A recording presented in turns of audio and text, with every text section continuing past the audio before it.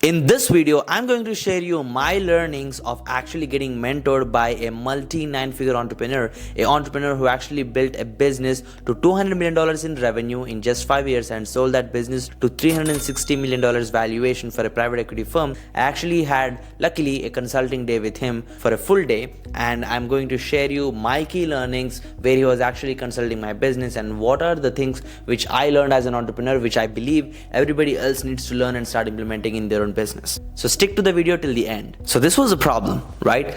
Like, I'm young, I started as a 19-year-old broke dropout. The reason I got into business was complete desperation to actually get out of the situations which I was in, my family was in, and the environment we were living. So, I made it to the top. I made $1 million in just 2 years for my own marketing agency. I've helped my clients generate over $500 million in results for themselves through, our funnels and marketing and automations, and me actually helping them with marketing and whatnot. And after getting to a certain stage, I felt complacent, I felt comfortable, and I started getting little unclear on the longer version of where I actually wanted to go. One of the biggest reasons was I actually have a business, my marketing agency, which was generating $100,000 a month, and it just almost felt, cheat code to me, like, oh, I'm making money so easily. So my brain couldn't accept it, so I created a different startup where I lost $500,000 overall, and it was a software-based company, and it just didn't align with my actual long-term goals, so I killed it. And before that, I used to think super long-term and have these visions and all this crazy thoughts about what I want to do in future.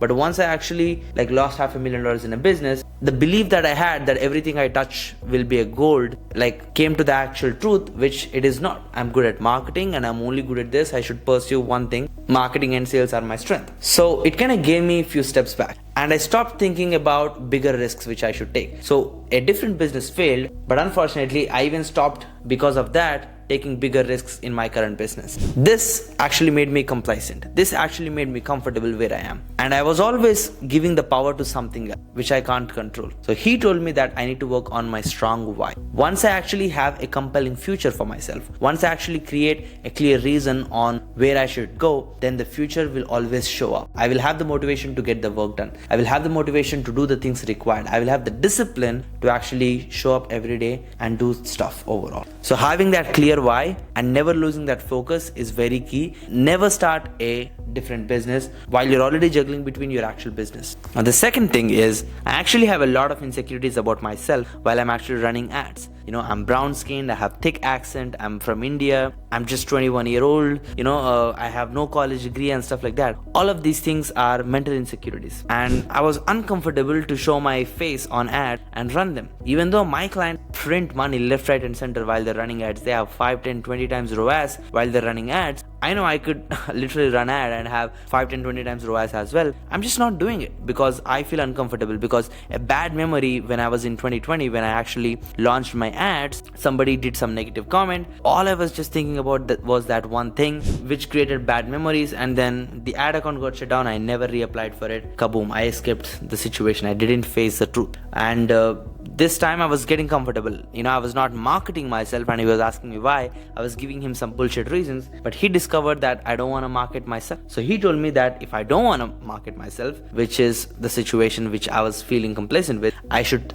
do it regardless on how I feel. That's the first option. Second option, on an alternate level, I could hire a person. I could hire, people, who are Native Americans to do the ads, which was so simple. But I actually didn't look at it from the fundamental perspective. I was masking the problem up with many more things. I was complicating the problem, so I couldn't discover the truth myself. So this is why it's crucial to have business mentors. Somebody who has ran a multi nine-figure business can actually spot things much better. But I'm saying, no matter which level business you are in, try to find somebody who's at least 2 times bigger than you and get consulting from them, get support from them, get mentorship from them. It doesn't need to be paid every time, the fast way. It could also be the slow way. You build friendships, you build relationships, you give value, you get value back. So a few more things he was saying is building a second level leadership team and having right partners around me, and actually hiring C-suite level teammates for my company. So I've had a lot of people in my company who are operators, who kind of do some stuff and who kind of get things rolling. They give me my time back. What this mentor was suggesting was I actually need to get expensive teammates. Just building a second level leadership team will actually help me scale my company, who will have more strategy discussions with me, so that I don't need to just spend all of my time with tactical stuff, but actually get into strategy which will grow my business. And as I mentioned, I was getting complacent with the net worth I was actually holding and the cash which I was holding and the other things which were keeping me comfortable. And he gave me very interesting suggestions that do not measure your success by money. Don't hold it, like don't have it, like throw it in somewhere where you like can't touch it, can't feel it, or can't have the comfort of spending it. And that was a very important and interesting suggestion for me. And just spending it the right way was what I actually learned from that. And of course, he was suggesting me to become the best in the game in the marketing and sales space and take bigger risks. Risk it all if required, because I'm 20 fucking 2.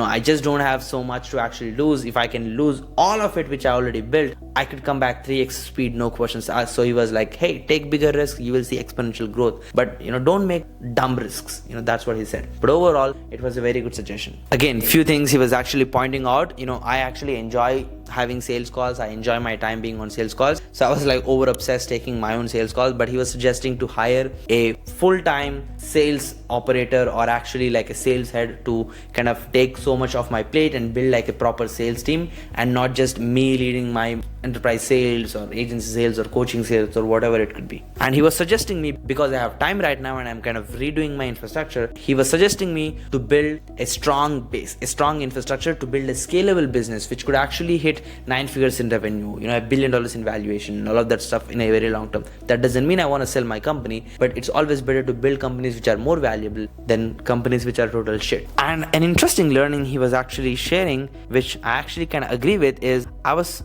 actually still, even though I consciously want to think long term, unconsciously, subconsciously, I was actually thinking short term. I wasn't playing the 10, 20, 30 year game. I was thinking about the 3-5 year game. Helped me open my eyes up and helped me understand that I should actually think in decades, not in years. That was a very good realization.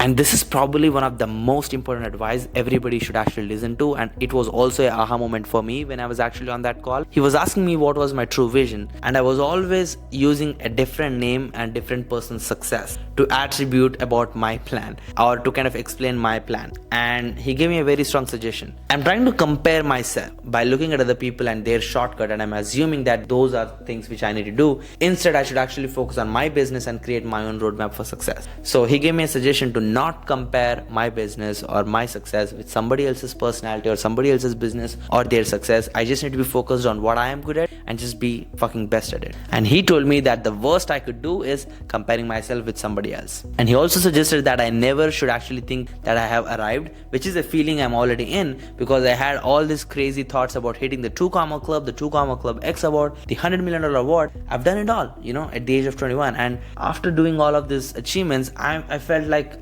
everybody I wanted to be, and I had no more like clear goalpost after that, and that's where I got complacent. Again, another crucial suggestion, he wanted me to go all in into business investments, which is reinvesting everything into business, building better teams, better operations, better fulfillment, better marketing, better ads, whatnot, and spend on talent, and not get into crazy cars, stuff which doesn't matter, or wasting money on things which doesn't matter overall. And he told me to work on my why continuously and make it more clear, create a compelling future which gets me my why much faster. So why is a question everybody needs to ask every day, and there is no good answer, no right answer, no wrong answer. It's just what you feel that day. So you really want to work towards it, and it only will change every time with time. So you want to be conscious about that, and you always want to keep it evolving and make it bigger. And one thing I really learned is, if you make a sacrifice, you win. I made a small sacrifice when I was young. I made few $1 million. Now, if I want to get to 10, 100, 500 or $1 billion, I want to make much bigger sacrifices. And because I was complacent, because I felt I've arrived, I was not able to have the right mindset to make the sacrifices. But from this call, it really helped me to understand like what I was actually not willing to give up, and now I'm ready to sacrifice. Now I'm actually taking up a challenge to sacrifice as much as possible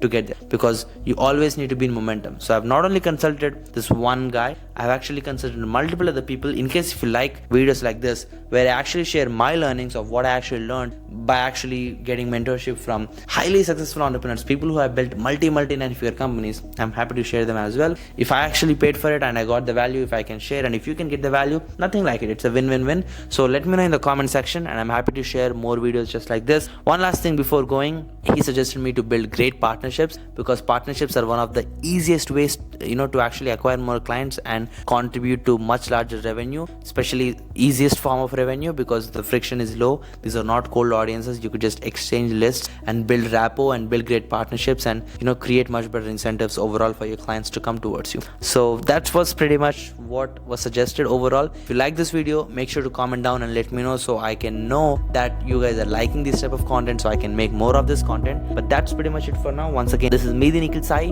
19-year-old dropout turned millionaire in just 2 years, running my own marketing agency while helping my clients generate over $500 million in result. And I am the world's youngest $100 million award winner. And no shit, you can still get complacent. So get uncomfortable, make bigger sacrifices to get better results. The one who escapes the pain can never get the result he actually wants. You always want to face it, and that's the situation I'm in. And I'll leave it for now. Bye bye.